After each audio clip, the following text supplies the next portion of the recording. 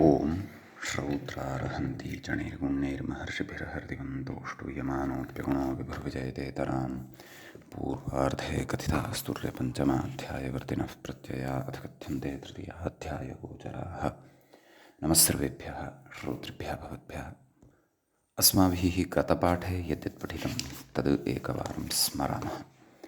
वयं वैयाकरणसिद्धान्तकौमुदी इत्याख्यस्य ग्रन्थस्य तत्र उणादिप्रकरणस्य प्रथमं पादं पठन्तः स्मः। प्रकरणस्यास्य तत्र द्वितीयः पाठः गतपाठः अस्माकं क्रमे प्रवृत्तः। तत्र सर्वादौ अस्माभिः विगतपाठे आरब्धस्य भीमृषीतृचरित्सरितनिधनि मिमस्जिभ्य उः इति सूत्रस्य अवशिष्टानि उदाहरणानि अपि चर्चितानि। तत्र चरुः इति साधितं, चरन्ति भक्षयन्ति देवताः इमम् इति चरुः। ततः त्सरधातोः त्सरुः खड्गादिमुष्टिः, तनधातोः तनु इति स्वल्पार्थे शब्दः भवति। तन्यते कर्मपाशः अनया इति तनुः इति स्त्रीलिङ्गे अपि भवति, शरीरम् इति अर्थः। ततः स्त्रियां मूर्तिस्तनूः, धनु नाम स्त्रियां नाम स्त्रीलिङ्गे भवति मूर्तिशब्दः, तनुशब्दश्च। तनूः इति ऊकारान्तः अपि भवति, तत्र उभयथापि शब्दस्य श्रवणं भवति। ततः ऊकारान्तत्वेन कदाचित् ऊमुतः इति द्रष्टव्यम् अत्र। अस्तु, अथवा भिन्ना काचित् व्यवस्था स्यात्। तदनन्तरं धनुः शस्त्रविशेषणं, धनधातोः धनु इति रूपं साधितं, पुल्लिङ्गे अपि भवति। पुनश्च तत्र धनुना च धनुर्विदुः इत्युक्तं कोशवाक्यं। धनुरिवाजनिवक्रः इति श्रीहर्षः। ततः तत्र मी धातोः मयुः इति साधितं, किन्नरः इति अर्थः भवति इति तत्र उक्तं। ततः मस्जधातोः मद्गुः इति साधितं, मद्गुः पानीयकाकिका भवति इति रभसकोशे वर्तते इत्युक्तं। ततः उक्तं न्यङ्क्वादित्वात् कुत्वं जष्ट्वेन सस्य दः इति। ततः अनन्तरम् अणश्च इति सूत्रम् अग्रिमम् अस्माभिः पठितं। लवलेशकणाणवः इति तस्य नाम पर्यायशब्दाः अपि उक्ताः। चात् कटिवटिभ्यां कटतिरसनाम् इति कटुः, वटति वदतीति वटुः इति। वटति अर्थात् वदति यः सः वटुः इति पठितं। तदनन्तरं धान्ये नित् इति सूत्रं पठितं। धान्ये वाच्ये अणः उप्रत्ययः स्यात् इति अस्य अर्थः दृष्टः। स च नित् इति। नित्वात् आद्युदात्तः इत्यपि उक्तम्। ततः तत्र उदाहृतं प्रियङ्गवश्च मे अणवश्च मे इति। तत्र अणवः इति उदाहरणं साधितं। व्रीहिभेदस्त्वणुः पुमान् इति नाम पुल्लिङ्गे तत्र व्रीहिभेदविशेषार्थे अयम् अणुशब्दः प्रयुज्यते इति उक्तम्। ततः निद्ग्रहणं फलिपाटि इत्यादिसूत्रम् अभिव्याप्य सम्बध्यते इति चोक्तम्। ततः तत्र अग्रिमं सूत्रम् अस्माभिः पठितं। श्रुस्वृस्निहि त्रप्यसि वहि हनि क्लीदि बन्धिमनिभ्यश्च इति। अनेनापि उप्रत्ययः विहितः। श्रु इत्यादिभ्यः धातुभ्यः उप्रत्यये सति क्रमशः तत्र शृणादि इति शरुः आयुधकोपयोः इति पठितं। ततः स्वरुः, सुरुधातोः स्वरुः वज्रं, स्नेहधातोः स्नेहुः व्याधिः, चन्द्रः इत्यन्ये, त्रपधातोः त्रपु सीसं, पुंसि भूम्न्यसवः प्राणाः। एवं नाम पुंसि अर्थभेदः भवति इति भावः। ततः वसुर्हृदे ग्नौ योक्त्रेंशो वसुतो ये धने मणौ इति कोशवाक्यं प्रदत्तं। एते अन्येपि अर्थाः अत्र भवन्ति इति। ततः हन् धातोः हनुः हनुर्वक्त्रैकदेशः इति उक्तं। क्लिद् धातोः क्लेदुः चन्द्रः इत्यर्थः। बन्ध धातोः बन्धुः, मन धातोः मनुः इत्यादीनि उदाहरणानि दृष्टानि। अत्रापि च ग्रहणात् तत्र उक्तं चाद् बिदि अवयवे बिन्दुः इति अपि अत्र उदाहरणम् अवगन्तव्यम् इति। ततः अग्रे सूत्रं पठितं स्यन्देः सम्प्रसारणं धश्च इति। तत्र अस्माभिः उदाहरणं साधितं सिन्धुः इति। नाम अस्य सम्प्रसारणं भवति, अपि च धकारादेशः अपि भवति धकारस्य स्थाने। तत्र देशे नदविशेषेऽब्धौ सिन्धुर्न सरिति स्त्रियाम् इत्यमरः इत्युक्तं। ततः उन्देरिच्चादेः इति अग्रे सूत्रं पठितम्। अत्र तद् उन्दी इति धातोः उप्रत्ययः अपि च आदेः नाम उन्दी इति धातोः यः आदिः उकारः तस्य इत् इति आदेशोऽपि भवति इति तत्र उक्तम्। अतः इन्दुः इति रूपम् अस्माभिः साधितम्। ततः तत्र अग्रे सूत्रं पठितम् ईशेः किच्च इति। ईशेरुः स्यात् अर्थात् ईशेः उः स्यात् स च कित् आदेः इकारादेशश्च ईशते हिनस्ति इति इषुः इति पठितम्। तत्र तस्य अर्थः उक्तः शरः इति अर्थः भवति इति। ततः अग्रे अस्माभिः स्कन्देः सलोपश्च इति अपि सूत्रमग्रे पठितं। स्कन्दी गतिशोषणयोः इत्येतस्मात् धातोः उप्रत्ययः भवति। धातोः आदेः सकारस्य च लोपः जायते इति सूत्रस्य अर्थः पठितः। कन्दुः इति रूपं साधितं। तदनन्तरं तत्र सृजेरसुं च इति सूत्रं पठितं। तत्र मूल्योक्तं चात्सलोपः उप्रत्ययश्च नाम सृजविसर्गे इति धातोः अस्मात् धातोः उ इति प्रत्ययः भवति, असुगागमः च भवति। रज्जुः इति रूपम् अत्र साधितं। तदनन्तरं कृतेराद्यन्तविपर्ययश्च इति सूत्रं पठितं। कृतिछेदने इत्यस्मात् धातोः उप्रत्ययः भवति, विपर्ययः भवति। अर्थात् तत्र तकारः अन्ते ककारश्च आदौ आदेशः भवति। नाम ककारस्य स्थाने तकारः, तकारस्य स्थाने च ककारः गत्वा तिष्ठति इति। तर्कुः इति उदाहरणं तत्र अस्माभिः साधितं। ततः अग्रे सूत्रं पठितम् अस्माभिः नावञ्चेः इति। तत्र नौ उपपदे अञ्चू गतिपूजनयोः इति धातोः उप्रत्ययः भवति इति सूत्रस्य अर्थः दृष्टः।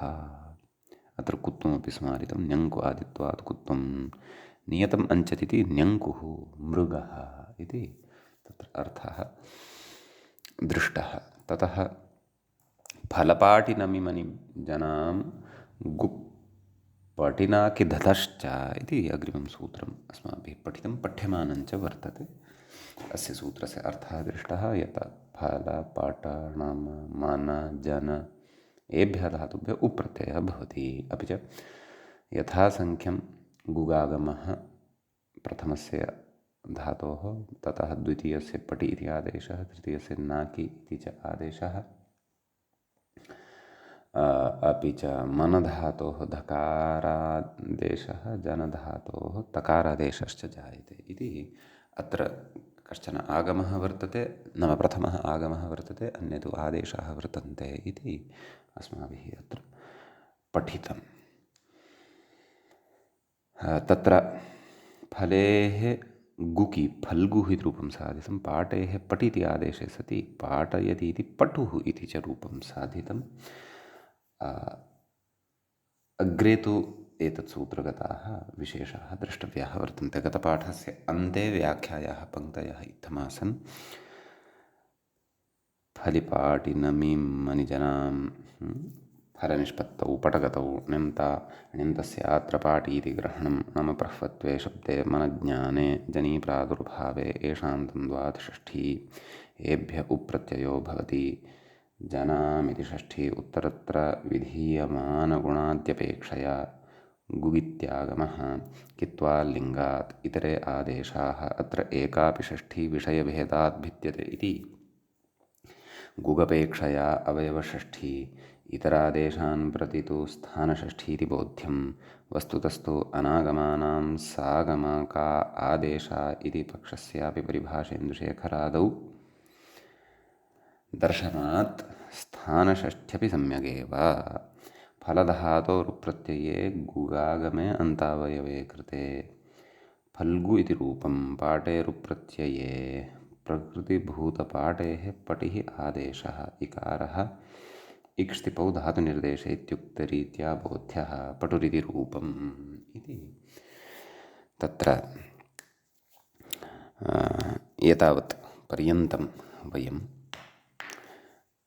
व्याख्याभागं च गतपाठे पठितवन्तः। अयं द्वितीयः पाठः उणादिप्रकरणस्य प्रथमपादस्य सम्पन्नः अभूत्। अधुना तावत् अस्मत्क्रमे उणादिप्रकरणस्यास्य तत्र तृतीयः पाठः आरब्धः भवति प्रथमपादस्य।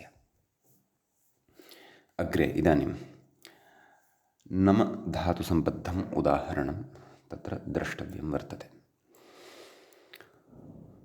तत्र व्याख्याता कथयति नाकुर्वल्मीकमिति। मूले पश्यन्तु, नम्यते अनेन नाकुः वल्मीकम् इति कथयन्नस्ति खलु। वल्मीकविशेषः मृत्तिकया निर्मितः भवति वने अथवा भुवि। तद्विषये तस्य अर्थे नाकु इति शब्दः प्रयुज्यते। सम्यक्। तर्हि प्रकृते व्याख्याता कथयति नमधातोर् नाकिरादेशः, नाकिः इति आदेशः भवति। ततः नाकि इत्येतस्मात् उप्रत्ययः भवति। उप्रत्यये सति प्रकृते नाकु नाम प्रकृते नाकि इति इदित् आदेशः अयम्। अतः नाक् इत्येव वस्तुतः अवशिष्यते। अथवा प्रकृते यः आदेशः वर्तते तत्र इकारः उच्चारणार्थः वा ग्राह्यः एवं खलु। अत एव नाक् उ नाकु इति ण्यन्तः अयम् आदेशः, एतादृशी चर्चा तु अत्र नास्ति। नाकु ततः विभक्तिकार्ये कृते नाकुः इति सिद्ध्यति। व्याख्याता तत्र अमरकोशपङ्क्तिं प्रमाणतया कथयन्नस्ति। वामलूरश्च नाकुश्च वल्मीकं पुन्नपुंसकम् इत्यमरः इति अस्ति। सम्यक्। अग्रिमं धातुं यदि पश्यामः तर्हि तत्र णमप्रह्वत्वे एतदनन्तरं मनज्ञाने इति रूपं भवति।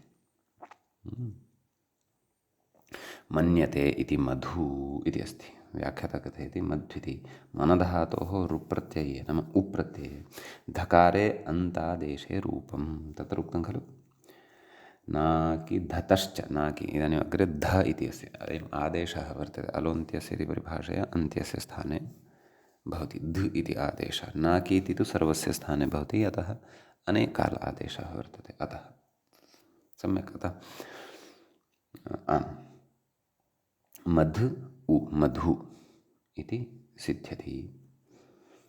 सम्यक्। अग्रे तत्र अन्तिमः धातुः जनधातुः जनीप्रादुर्भावे ततः जायते इति जतु इत्यस्ति। लाक्षाविशेषः से अर्थः भवति तर्हि जनधातोः उप्रत्ययः तकारादेशश्च तदेव कथयति व्याख्याता जनधातोरुप्रत्यये नकारस्य तकारः अन्तादेशः इति। अतः जत् उ जतु इति सिद्ध्यति। सम्यक् इति एतावान् विशेषः फलिपाटिनमिमनिजनां गुक्पटिनाकिद्धतश्च इति सूत्रगतः भवति। समीचीनम्। इदानीं वयम् अग्रिमं सूत्रं पश्यामः। अग्रे सूत्रं वर्तते, मूले व्याख्यायाञ्च दृश्यते, वलेर्गुक् च इति। सम्यक्। प्रकृते भ्रूमृषितृचरित्सरितनिधनिमिमस्जिभ्य उः इत्यस्मात् सूत्रात् उ इति प्रत्ययः उः इति पदम् अनुवर्तते, नाम सः प्रत्ययः अत्र भवति। ततः प्रकृते वलेः इति पञ्चम्यन्तं भवति, गुक् इति प्रथमान्तं भवति, च इति अव्ययपदं भवति। व्याख्याता सूत्रार्थं कथयति वलसंवरणे इत्यस्मात् धातोः उप्रत्ययः भवति। सम्यक्। तत्संयोगेन प्रकृतेर्गुगाकमश्च।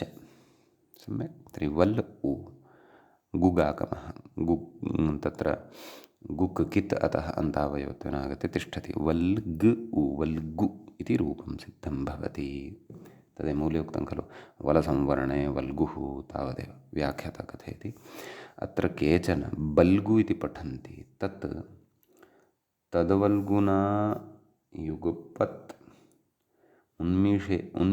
उन्मिषितेन तावत् इत्यादि लक्ष्यविरोधाद् उपेक्ष्यम् इति। नाम लक्ष्यं दर्शितम् अस्ति, तत् वकारादि वर्तते इति। वल्गु इति शब्दः वर्तते, बल्गु इति नास्ति इति, तद् नाङ्गीकर्तव्यम् इति कथयति अयं व्याख्याता। एवं खलु वाग्विशेषार्थे अयं शब्दः प्रयुज्यते। समीचीनम्। एतावानेव विशेषः अस्मिन् सूत्रे भवति। अग्रिमं सूत्रम् अधुना पश्यामः। सूत्रम् अग्रे भवति, मूले व्याख्यायाञ्च शः कित्सन्वच्च इति। सूत्रस्य आदौ पदच्छेदं पश्यामः। अत्र शः इति पञ्चमी विभक्तेः एकवचनं भवति। शोतनुकरण इति धातोः आत्वानन्तरम् इदं पञ्चमी विभक्तेः एकवचनस्य रूपम् अनुकरणं विधाय उक्तं वर्तते। कित् इति द्वितीयं पदं प्रथमान्तं भवति। सन्वत् इति अव्ययं भवति। अपि च तत्र च इत्यपि अव्ययं भवति। सम्यक्। तर्हि प्रकृते तदेव भ्रूमृषीतृचरित्सरितनिधनिमिमस्जिभ्य उः इत्यस्मात् उ इति अनुवर्तते।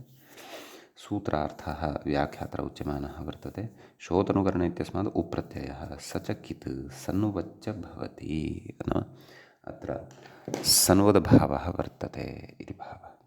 नाम सन्वद्भावस्य अतिदेशः प्रकृते अस्ति इति भावः। सम्यक्।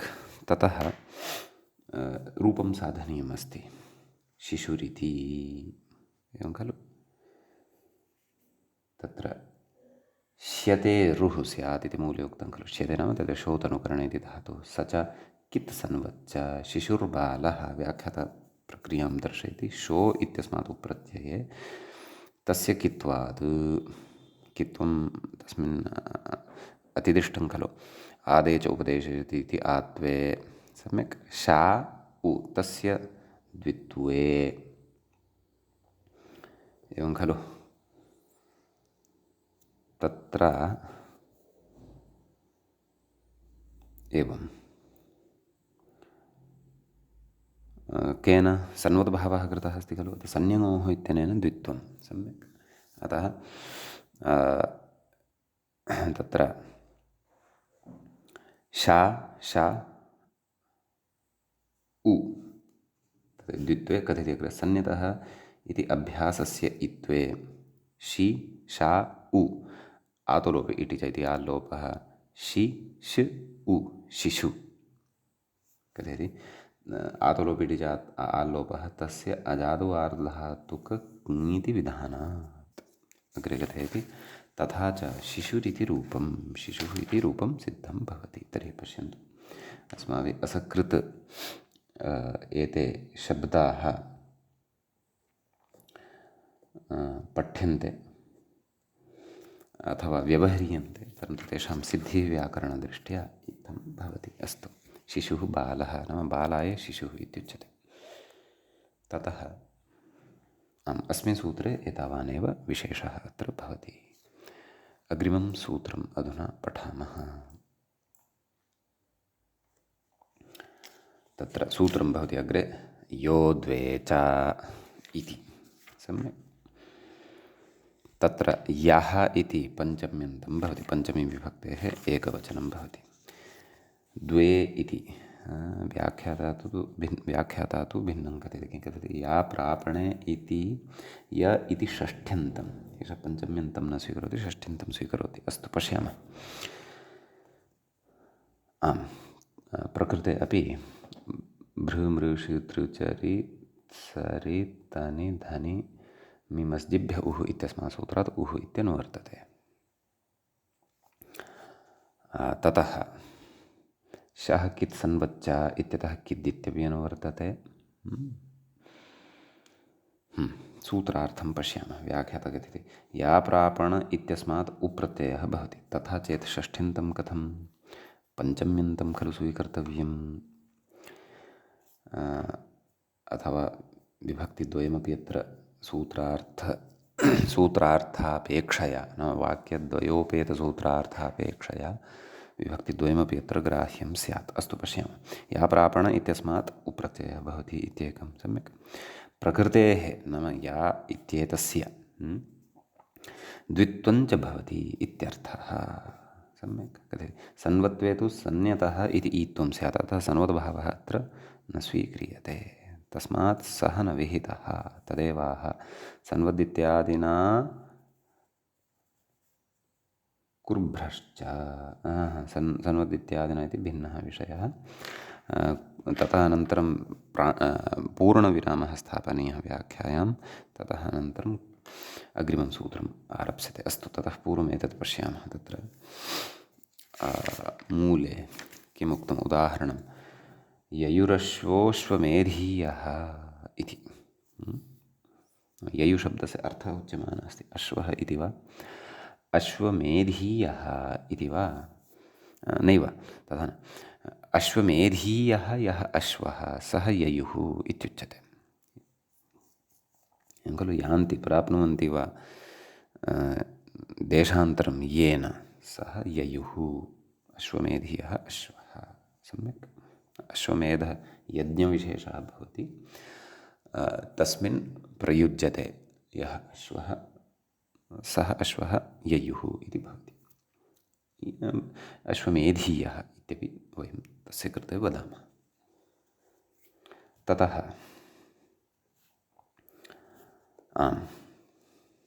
मूले किमुक्तं सन्वदिति प्रकृते द्वे ग्रहणम् इत्वनिवृत्त्यर्थं नाम गतसूत्रेण चेत् सन्वत् इत्यस्य इत्यनेन प्राप्तं यत् इत्वं तस्य निवृत्त्यर्थं प्रकृतसूत्रे द्वे ग्रहणं कृतं वर्तते। अन्यथा सन्निगमः इत्यनेनैव द्वित्वं भवति स्म सन्वद्भावस्य अनुवृत्त्या परन्तु तथा चेत् इत्वमपि भविष्यति स्म अभ्यासस्य। तथा चेत् यियुः यथा शिशुः अभ्यासे इत्वं श्रुतं तद्वत् प्रकृतेपि यियुः इति स्यात्। तर्हि या उ आतोलोपिटि च या यु उ ययु अपि च प्रकृते ह्रस्वः केन ययो द्वे च इति खलु। पूर्वभ्यासः यत्र द्वित्वं भवति तत्र पूर्वस्य अभ्याससंज्ञा भवति खलु। अतः ह्रस्वः इत्यनेन ह्रस्वे सति ययुः इति रूपं सिद्धं भवति सम्यक्। इति एतावान् विशेषः अस्मिन् सूत्रे भवति। अग्रिमं सूत्रम् अधुना वयं पठामः। तत्र मूले व्याख्यायां च सूत्रं दृश्यते, कुर्भश्च इत्यस्ति। सम्यक्। अत्र कुः इति प्रथमान्तं भवति, भ्रः इति पञ्चम्यन्तं भवति, च इति अव्ययं भवति। यो द्वे च इत्यतः द्वे इत्यनुवर्तते। आम्, सूत्रस्य अर्थः द्रष्टव्यः। व्याख्याता किं कथयति तद् द्रष्टव्यं। चकारात् द्वे इत्यनुवर्तते। भ्रः इत्यत्र पञ्चम्यन्तमस्ति, तत् कस्य वर्तते? भ्रू इति धातोः वर्तते। तर्हि भ्रू इत्यनेन कः धातुः ग्राह्यः? तद्व्याख्याता कथयति भ्रूयभरणे इत्यस्मात् कुप्रत्ययो भवति इति। सम्यक्। प्रकृतेर्द्वित्वं चेत्यर्थः। एतस्मादुपरि अनुस्वारः न दृश्यते मम व्याख्यायां। भवतामपि ततः अस्ति चेत् योजनीयम्, अस्ति चेत् वरम्। अस्तु। द्वित्वं च तर्हि भरति इति बभ्रुः इति भवति। तर्हि धातुः भ्रूधातुः, तस्मात् प्रकृते उप्रत्ययः। सम्यक्। क्षन्तव्यः, कुप्रत्ययः। भृ कु, तस्य अनुबन्धः लोपविधानात् उ इत्येव अवशिष्यते। सम्यक्। धातोः अनेनैव सूत्रेण द्वित्वं, भृभृ उ। सम्यक्। ततः उर्त् रपरत्वे सति भवति भर् भृ उ। सम्यक्। अभ्यासकार्ये कृते हलादिशेषः अभ्यासजस्त्वम् अभ्यासचर्च इत्यनेन बभ्र उ। ततः प्रकृते उ इत्येतस्य कित्वं वर्तते, अतः गुणः न भवति इति कृत्वा यण इत्येव भवति। इको यणचि इत्यनेन यणि सति बभृ उ बभ्रु इति रूपं सिद्धं भवति। विभक्तिकार्ये कृते बभ्रुः इति सिद्ध्यति। व्याख्याता कथयति कोशमाः बभ्रुर्मुन्यन्तरे विष्णु बभ्रू नकुलपिङ्गलौ इति। मूले उक्तं खलु बभ्रुः मुन्यन्तरे विष्णु बभ्रू नकुलपिङ्गलौ। सम्यक्। इति तत्र अर्थाः अपि उक्ताः। विष्णुः मुनिः, नकुलः पिङ्गलः, एते अर्थाः बभ्रुशब्दस्य दृश्यन्ते। ततः अग्रे उच्यते। व्याख्याता कथयति धरणिकोशोऽयम्। अस्तु। ननु चक्रुरित्यादौ इत्यादि कथम् इत्याशङ्क्याः चादन्यतोऽपि। मूले उक्तं खलु पश्यन्तु, चाद अन्यतः अपि नाम चकारग्रहणं सूत्रे कृतं वर्तते, परन्तु पूर्वं व्याख्याता उक्तवान् चकारात् द्वे इत्यनुवर्तते। पश्यन्तु। परन्तु अस्तु, बहुलग्रहणात् इति वक्तव्यं वस्तुतः, परन्तु मूले तु कथयन् अस्ति चाद अन्यतोऽपि इति। तर्हि अन्ये शब्दाः ग्राह्याः वा अथवा च ग्रहणसामर्थ्यात् द्वे इति ग्राह्यं वा इति अत्र जायते संशयः। इति चेत् अनुवर्तनं भवतु, तत् स्वयमेव भविष्यति लक्ष्यानुरोधेन च ग्रहणसामर्थ्यात् अन्येषां धातूनाम् अत्र सङ्ग्रहः भवतु, प्रयोगं लक्ष्यीकृत्य। तदेव व्याख्याता कथयति अन्येभ्योऽपि धातुभ्यः कुप्रत्ययः प्रकृतिद्वित्वं च भवति इत्यर्थः। चक्रुः कर्ता इति अस्ति खलु। कृ कृ तद् यथा भृधातोः बभ्रुः इति साधितं तद्वत् कृधातोः चक्रुः इति सिद्ध्यति। कृ कृ उ उरुदत्वं चर कृ उ हलादिशेषः च कृ उ नाम अभ्यासे चर्चा इत्यपि भविष्यति।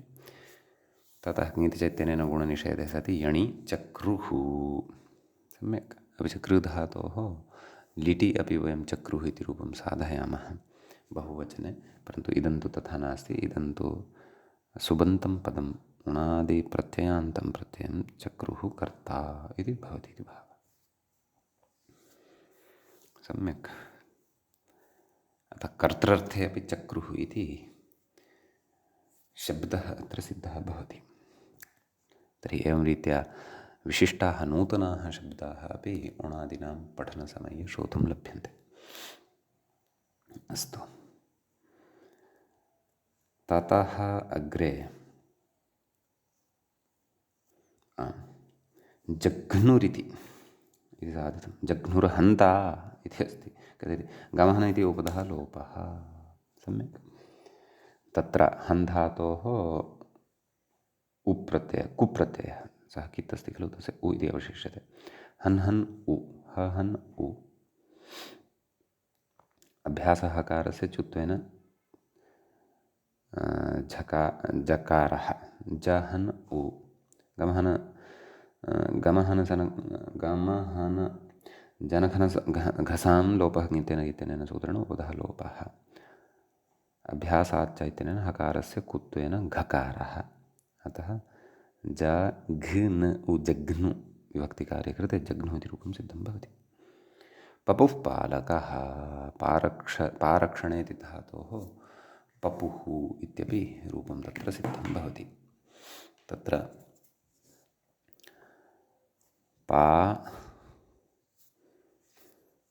कु पापा कु पापा उ अभ्यासः ह्रस्वः पापा उ आतलोपेटि चैतन्येन आलोपः पपु उ पपुः कोऽर्थः पालकः। चक्रुः जघ्नुः पपुः इत्यादयः विशिष्टाः प्रयोगाः अस्माभिः अत्र दृष्टाः।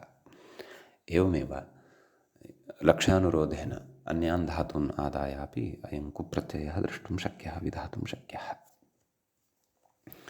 समीचीनम् इति एतावान् विशेषः एतत् सूत्रगतः भवति। इदानीम् अग्रिमं सूत्रं वयं पठामः। मूले व्याख्यायाञ्च अग्रे सूत्रं दृश्यते। पृभिधि व्यधि गृधि धृषिभ्यः इति। सूत्रे एकमेव पदं भवति। पञ्चमी विभक्तेः बहुवचनान्तम्। अत्र येषां धातूनां द्वन्द्वः वर्तते, इतरेतरयोगद्वन्द्वः वर्तते, तत्र तान् परिचाययन् अस्ति अथवा स्मारयन् अस्ति व्याख्याता। कथयति पृपालनपूरणयोः भिदिर्विदारणे व्यधः ताडने गृधु अभिकाङ्क्षायां ईदृशा प्रागल्भ्ये पञ्च सन्ति एते। कथयति येषां द्वन्द्वात् पञ्चमी। गतसूत्रात् कुर्भ्रश्च कुः इत्यनुवर्तते।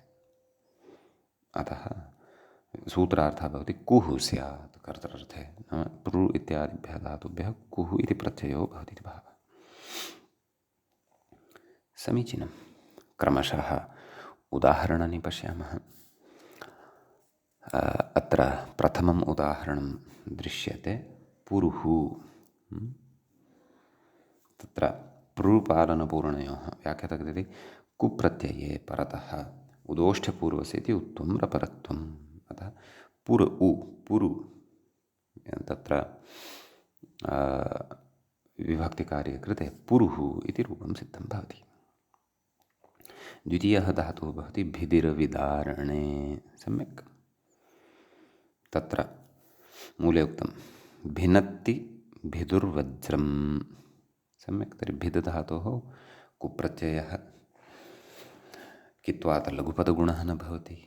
भिद् उ भिदु विभक्तिकार्ये भितुः इति रूपं सिद्धं भवति। वज्रम् इति अर्थः भवति।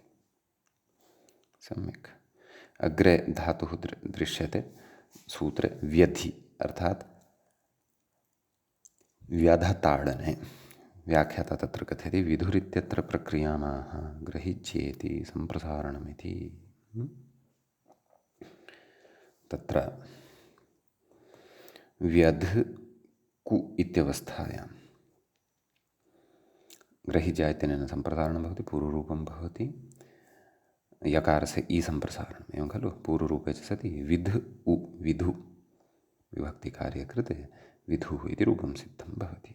व्याख्याता कथयति व्यदधातोस्ताडनार्थत्वादाः विरहिणमिति। मूले पश्यन्तु। विरहिणं विध्यति विधुः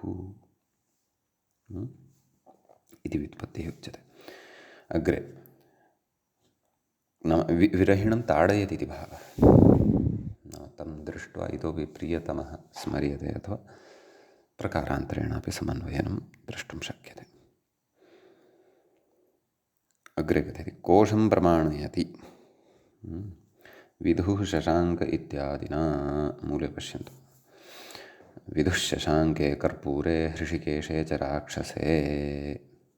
अग्रे कथयति विश्वकोशोऽयं। सम्यक्। व्याधः धातोः अनन्तरं गृधु धातुः भवति। गृधु अभिकाङ्क्षायां तत्सम्बद्धम् उदाहरणं दत्तं मूले। गृधुः कामः कुप्रत्यये सति गृधुः विभक्तिकार्ये गृधुः कामः इति सिद्ध्यति। ततः धृषुर्दक्षः प्रकृते ईदृशा प्रागल्भे येषां तत्र इत्युक्तं खलु पूर्वम्। धृषधातुः भवति। ततः उप्रत्यये धृषु लघुपदगुणः तु न भवति। कोः कित्वात् कः अर्थः दक्षः इत्यर्थः। विश्वकोशोऽयं तत्र व्याख्यातः मूले प्रदत्तायाः विदुः शशाङ्के कर्पूरे इति कोशपङ्क्तेः सन्दर्भः उक्तः। अयं विश्वकोशः वर्तते इति इत्यर्थः। सम्यक्। इति एतावान् विशेषः एतत् सूत्रगतः भवति। इदानीम् अग्रिमं सूत्रं वयं पठामः। तत्र मूले व्याख्यायां च सूत्रं दृश्यते कृग्रोरुश्च इति। कृग्रोरुश्च तत्र प्रथमं पदं कृग्रोः इति वर्तते। षष्ठीविभक्तेः द्विवचनान्तं भाति। उत् इति प्रथमान्तं च इति च अव्ययपदं भवति। तत्र कृच अथवा काच पुल्लिङ्गतया वक्तव्यं चेत् का ऋकारान्तशब्दः खलु। काच गृश्च काग्रौ तयोः कग्रोः तयोः कृग्रोः इति विग्रहः। समीचीनं। कुर्भ्रश्च इत्यस्मात् कुः इत्यनुवर्तते। व्याख्यातः कथयति डुक्रियकरणे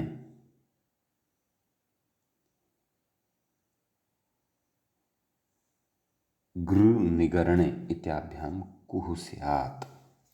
उकारः अन्तादेशश्च रपरः इति। अपि च अन्तादेशः उकारः स च रपरः सन् प्रवर्तते उरण्रपरः इत्यनेन। यतः उभयत्रापि ऋवर्णः अस्ति। कृ इत्यत्रापि वर्तते, गृ इत्यत्रापि वर्तते। सम्यक्। तत्र व्याख्यातः कथयति कुरुः गुरुः इति रूपं मूले पश्यामश्चेत् कृधातोः तत्र कुप्रत्ययः कित्वात् गुणः न भवति। अपि च कृ उ इत्यवस्थायाम् उकारः अन्तादेशः रपरः सन् प्रवर्तते ऋवर्णस्य स्थाने। अतः क उर् उ कुरु विभक्तिकार्ये कुरुः इति रूपं सिद्धं भवति। देशविशेषः अस्ति खलु कुरुक्षेत्रविशेषः, तस्य कुरु इति शब्दस्य अत्र एवं सिद्धिः भवति। एवं गुरुः गृणाति इति गुरुः गृनिगरणे इति अस्ति खलु। अतः गृणाति यः सः गुरुः भवति। सम्यक्। तर्हि गृ कु अनेनैव सूत्रेण उकारान्तादेशः रपरः सन् प्रवर्तते। गर् उ नैव गुर उ गुरु विभक्तिकार्ये गुरुः इति रूपं सिद्धं भवति। सम्यक्। इति अत्र एतावान् विशेषोऽस्ति सूत्रे अस्मिन्। अग्रिमं सूत्रम् अधुना पठामः। तत्र प्रथमस्य पादस्य अधुना वयम् अग्रिमं सूत्रं पञ्चविंशं सूत्रं पठन्तः स्मः। तत्र मूले व्याख्यायां च सूत्रं दृश्यते अपदुः सुषुस्थः इति। सम्यक्। तत्र अपदुः सुषु इति सप्तम्यन्तं भवति। सप्तमीविभक्तेः बहुवचनान्तं भवति। स्थाः इति तु पञ्चम्यन्तं रूपं भवति। कुर्भ्रश्च इत्यतः कुः इत्यनुवर्तते। व्याख्याता सूत्रार्थं कथयति। अप दुस् सु एषु उपपदेषु स्था धातोः कुप्रत्ययः स्यात्। एवं खलु इति। आतो लोपे अपष्ठु दुष्ठु सुष्ठु इत्यादिरूपं। सम्यक्। तत्र अपष्ठु इत्यत्र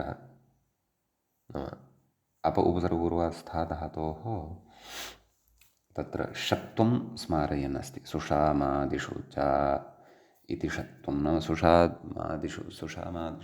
सुषामादिगणे पाठसामर्थ्यात् प्रकृतिषत्वं भवति इति भावः। अप इति उपसर्गात् परतः विद्यमानस्य स्थाधातोः सकारस्य षत्वं भवति। अपष्ठु कोऽर्थः मूले उक्तं प्रतिकूलं। सम्यक्। दुष्ठु इति तत्र दुर् उपपदपूर्वकात् स्थाधातोः तत्र कुप्रत्ययः तस्य उ इति अवशिष्यते। सम्यक्। अतः प्रकृते अत्रापि षत्वं सुषामादिषु च इत्यनेन द्रष्टव्यं। दुष्ठु रेफस्य तु विसर्गः भवति। सुष्ठु सम्यक्। प्रकृतेपि सुषामादिषु इत्यनेनैव षत्वम् अवगन्तव्यम्। अतः सु स्था उ सर्वत्र आतुलोपि इति च इत्यनेन आ इत्यस्य लोपे सति उ दुष्ठु सुष्ठु इति च रूपं सिद्धं भवति। सुष्ठु इति अव्ययत्वेनापि दृश्यते। अस्तु, एतावानेव विशेषः अस्मिन् सूत्रे भवति। इदानीम् अग्रे पश्यामः।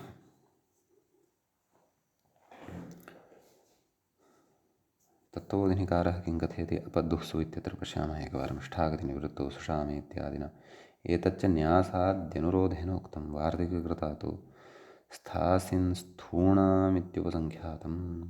अपष्टो पुंसि बाले च वामे स्यादन्यलिङ्गकः इति मेदिनी वामे प्रतिकूले येषां ऋग्यवादिपाठेन सिद्धत्वात् सूत्रमिदं न्यासकारेण न सम्मतमिति रक्षिताचार्य तथा कथयति। अस्तु, भवतु।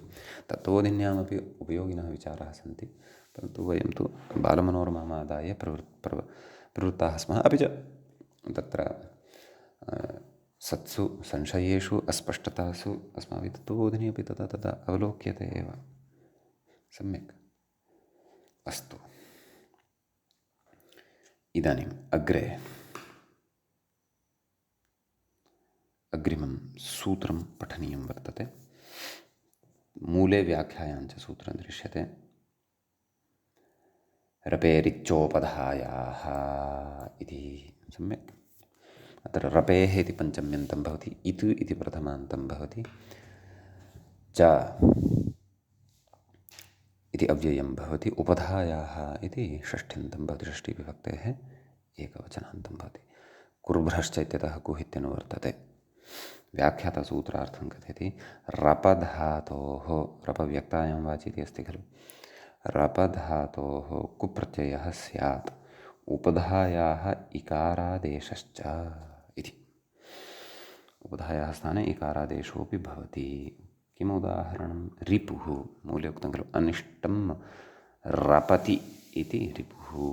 अनिष्टमेव सर्वं वदन् भवति अस्माकं कृते। सः रिपुः अर्थात् शत्रुः। तर्हि रप् कु रप् उ उपधायाः इत्थं रिप् उ रिपु विभक्तिकार्ये कृते रिपुः इति सूत्रं सिद्धं भवति। सम्यक्। इति अयम् अत्र विशेषः अस्ति। अग्रिमं सूत्रं पश्यामः। व्याख्याता अग्रिमसूत्रं प्रति इङ्गितं करोति। अर्जिदृशि। मूले पश्यामश्चेत् अर्जिदृशि कम्यमि पशि बाधा मृजि पशि तुग् धुग् दीर्घहकाराश्च इति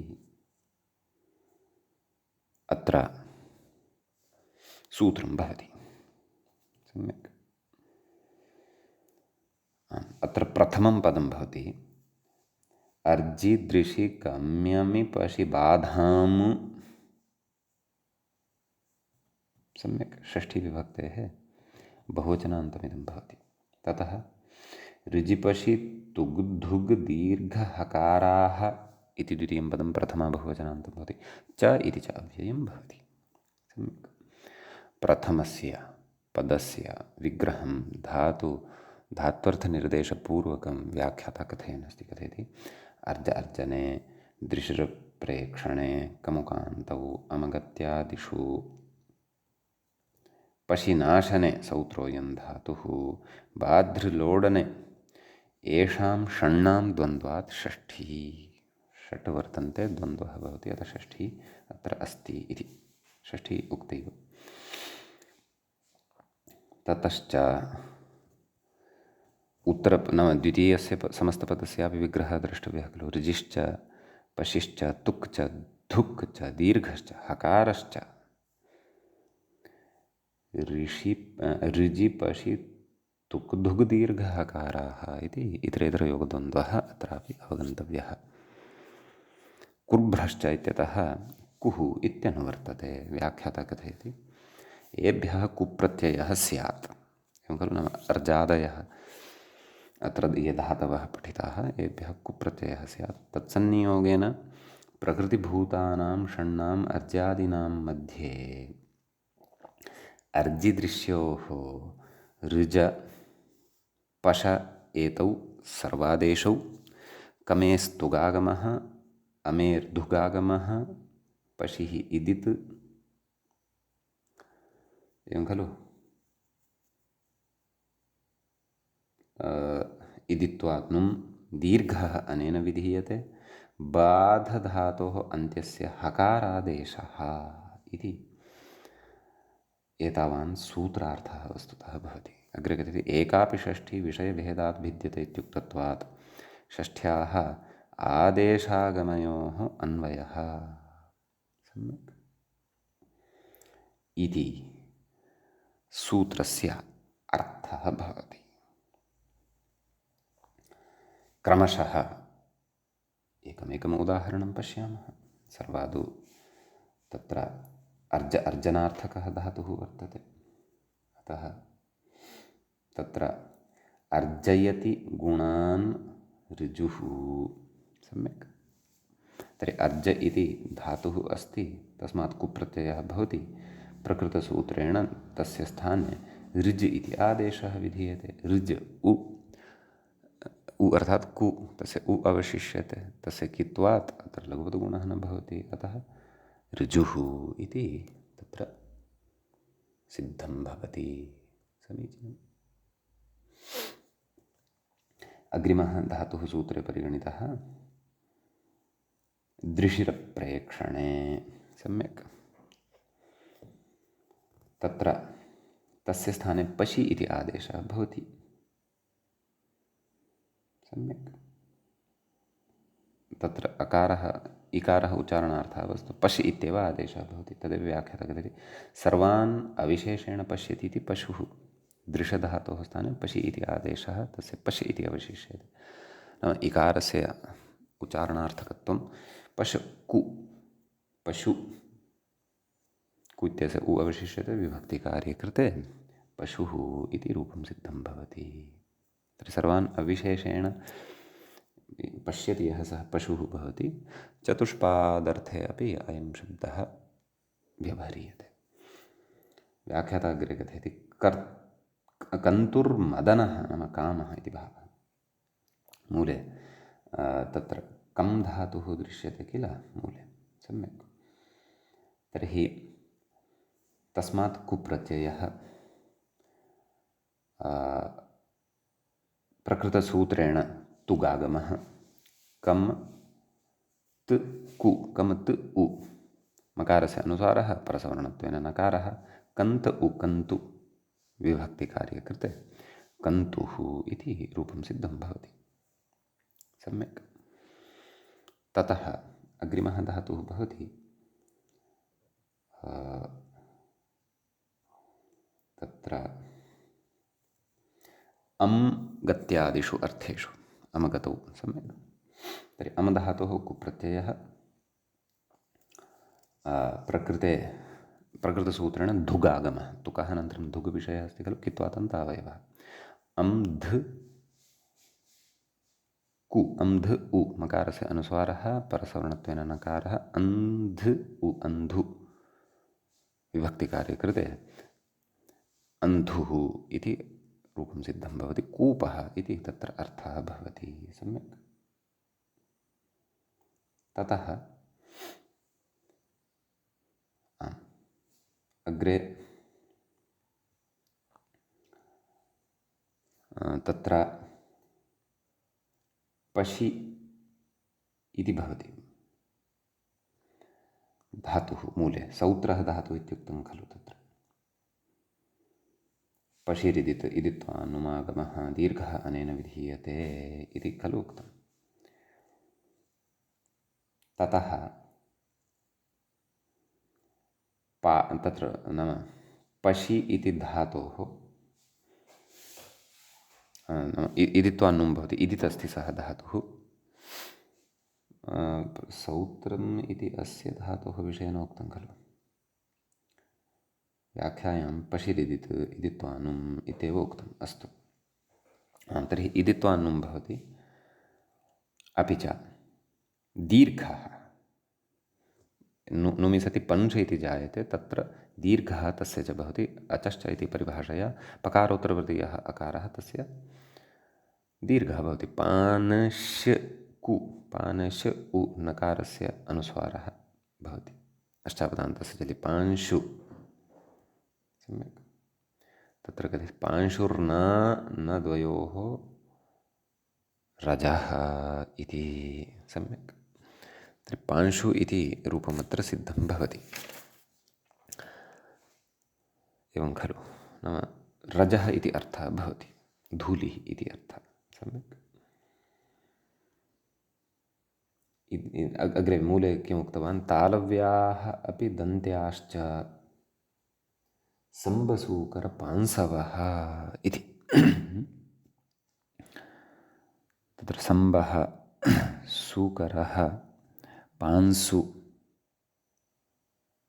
नाम एते दन्त्यसकारयुक्ताः अपि भवन्ति, तालव्यषकारयुक्ताः अपि भवन्ति इति भावः। एषा पङ्क्तिः क्वत्या इति द्रष्टव्या, कदाचित् कोशसेव स्यात्। सम्यक्। अग्रिमं धातुं पश्यामः। पशि एतदनन्तरं बाध इति धातुः वर्तते, अन्तिमः धातुः। तस्मात् कुप्रत्ययः। सम्यक्। प्रकृतसूत्रेण कुप्रत्ययपरतः अत्र हकारश्च इत्युक्तं खलु। बाधधातोः हकारान्तादेशः भवति। बाह् उ तत्र उक्तं खलु, बाधते इति बाहुः इति। बाहु इति कुप्रत्ययान्ततया विभक्तिकार्ये कृते बाहुः इति रूपं सिद्धं भवति। बाहुः स्त्रीपुंसयोर्भुजः, नाम भुजस्य कृते अयं शब्दः प्रयुज्यते। पुल्लिङ्गे अपि अयं शब्दः वर्तते, स्त्रीलिङ्गे अपि अस्ति एव इति एतावान् विशेषः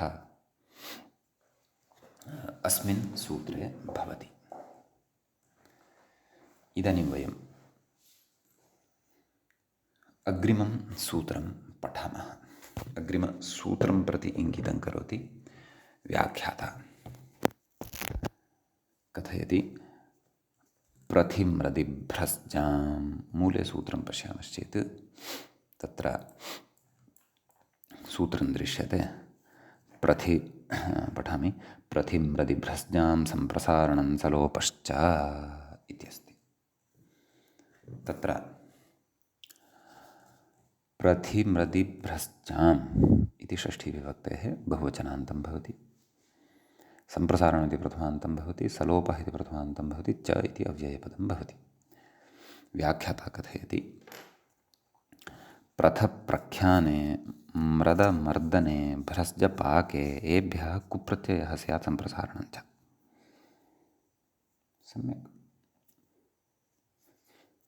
व्याख्याता कथयति भ्रश्च धात्ववयवसकारस्य लोपश्च इत्यर्थः, सलोपश्च। अन्यत्र तु सकारः नास्ति, भ्रश्च इत्यत्रैव अस्ति, अथ तत्र सलोपः भवति। कथयति सलोपः इति अन्यत्र असम्भवात् भ्रश्च धातावेव अन्वेति इति भावः। सम्यक्। तत्र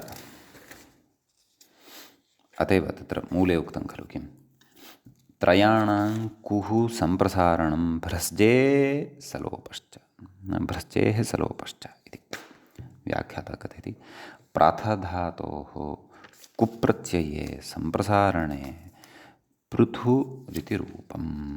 सम्यक्। प्रख्याने इति खलु धातुः पठितः। अतः तत्र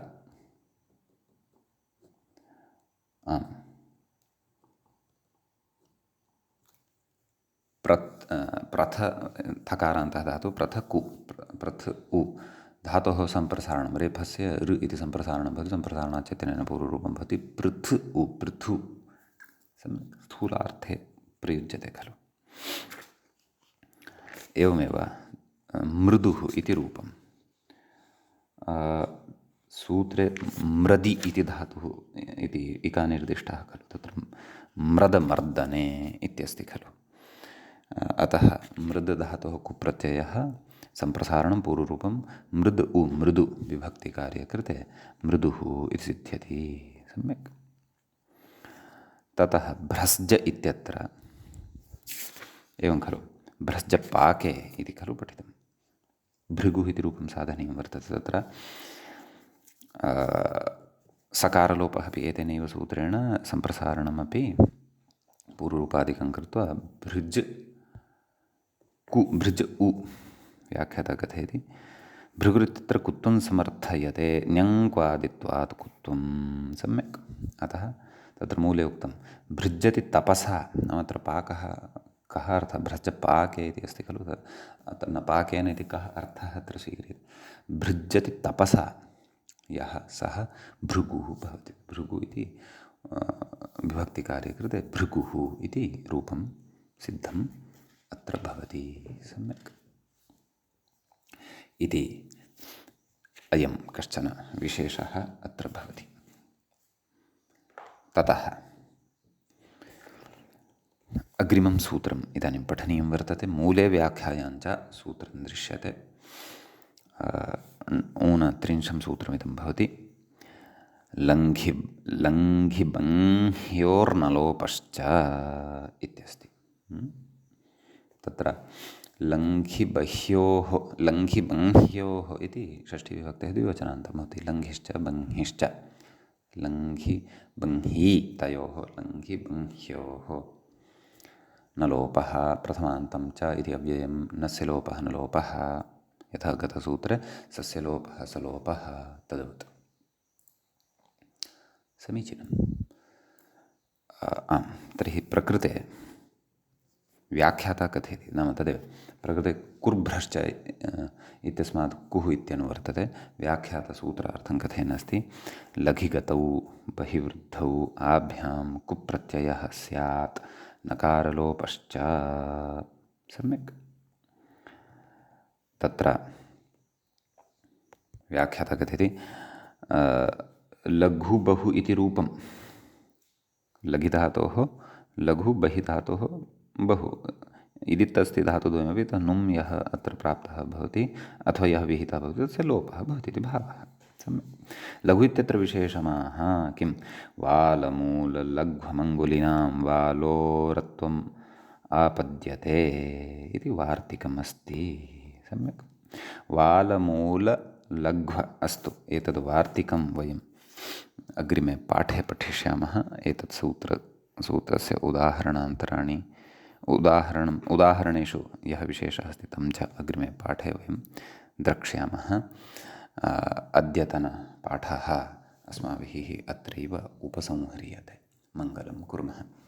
श्रौत्रार्हन्ति जणैर्गुणैर्महर्षिभिरहर्दिवं तोष्टुयमानोऽप्यगुणो विभुर्विजयतेतरां पूर्वार्धे कथितास्तुर्यपञ्चमाध्यायवर्तिनः प्रत्यया अथ कथ्यन्ते तृतीयाध्यायगोचराः। एवञ्च